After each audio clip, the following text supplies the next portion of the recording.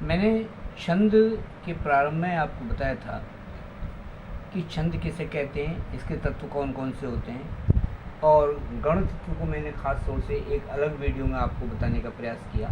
मैं समझता हूँ जिन्होंने इसको ठीक से समझने की कोशिश की होगी तो अवश्य समझ में आया होगा। छंद के प्रकार में मैंने दो प्रकार के छंद आपको बताए थे, एक वार्णिक छंद और एक मात्रिक छंद।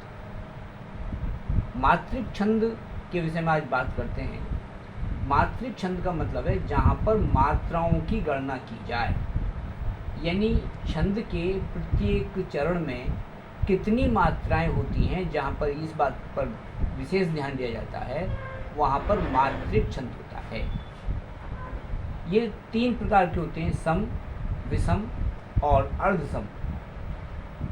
सम का मतलब है जहाँ पर मात्राएं पूरे चरण में समान रूप से हों। जहाँ पर दो हिस्सों में मात्राएं होती हैं, अलग अलग होती हैं, वहाँ पर अर्धसम होता है। तो यहाँ पर हम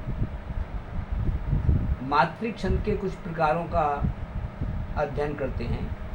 सबसे पहले हम चौपाई छंद लेते हैं। ये सम छंद है। चौपाई में 4 चरण होते हैं और प्रत्येक चरण में 16 मात्राएं होती हैं। जैसे निरख सिद्ध साधक अनुरागा, सहज स्नेहु सराहन लागे, ओत ने भूतल मऊ भरत को, अचर सचर चर अचर करत को। एक ही पहले पंक्ति के हम अगर मात्राओं गिने तो निरख में 3 मात्राएं हैं, सिद्ध में 2 मात्राएं हैं, 3 मात्राएं हैं, और साधक में भी 4 मात्राएं हैं। अनुराग में 6 मात्राएं हैं। इस तरह से कुल मिलाकर के 16 मात्राएं हैं। तो प्रत्येक चरण की मात्राओं को अगर हम गिनेंगे तो 16 मात्राएं हैं। मात्राएं गिनना मैं समझता हूँ सभी को आता होगा।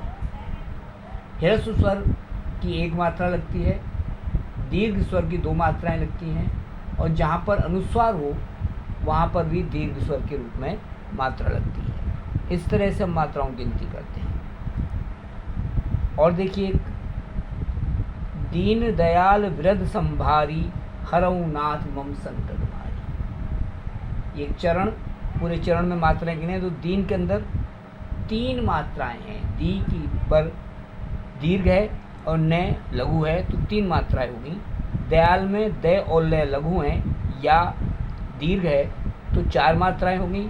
विरधि में तीनों शब्द लघु हैं तो 3 मात्राएं हो गई। सम में 2 मात्राएं और भारी में 4 मात्राएं हैं क्योंकि दोनों दीर्घ हैं। इस तरह से 2 3 4 5 6 7 8 9 10 11 12 और 4 16 समभारी तक, यानी एक चरण में 16 मात्राएं हो गई।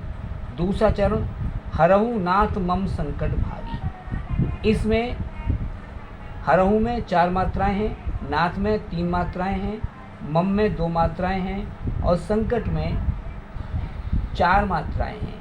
संकट में अनुस्वार है इसलिए यहाँ पर 2 मात्राएं गिनी जाएंगी, और भारी में भी 4 मात्राएं हैं। तो कुल मिलाकर यहाँ पर भी 16 मात्राएं हैं। इस प्रकार से चौपाई चरण में, चौपाई में प्रत्येक चरण में 16 मात्राएं होती हैं। अब दूसरे छंद की बात करें तो दोहा छंद। देखिए, दोहा में भी 4 चरण होते हैं, लेकिन इसकी यह अर्धसम छंद है क्योंकि दोहा के पहले और तीसरे चरण में 13 मात्राएं होती हैं और दूसरे और चौथे चरण में 11 मात्राएं होती हैं। यहाँ पर 13 पर यति होती है।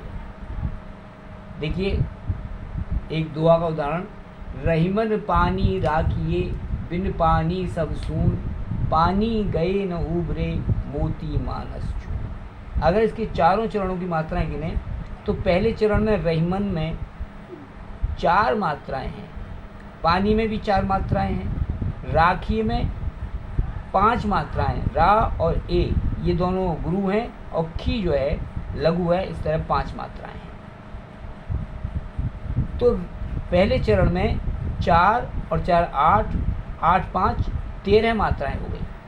और दूसरे चरण में बिन में 2 मात्राएं हैं, पानी में 4 मात्राएं हैं, सपट 2 मात्राएं हैं और शून्य में 3 मात्राएं हैं।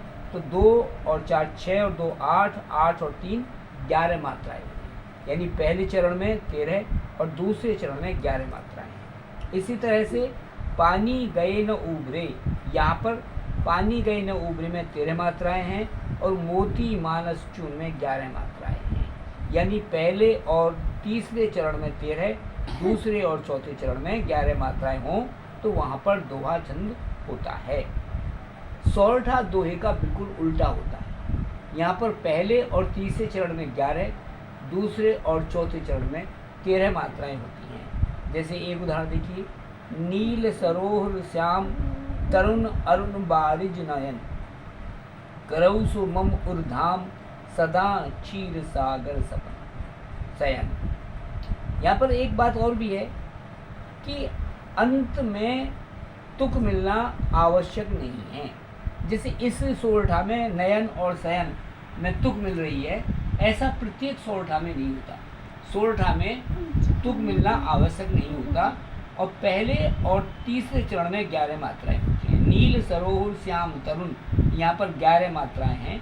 अरुण बारिज नयन, इसमें 13 मात्राएं हैं। करऊँ सु मम उर्धाम में 11 और सदा क्षीर सागर शयन, यहाँ पर 13 मात्राएं हैं। इस तरह से सोरठा में 11-13 मात्राएं होती हैं और दोहा में 13-11 मात्राएं होती हैं। इसलिए ये एक दूसरे के उल्टे होते हैं, लेकिन दोनों ही अर्धसम छंद हैं।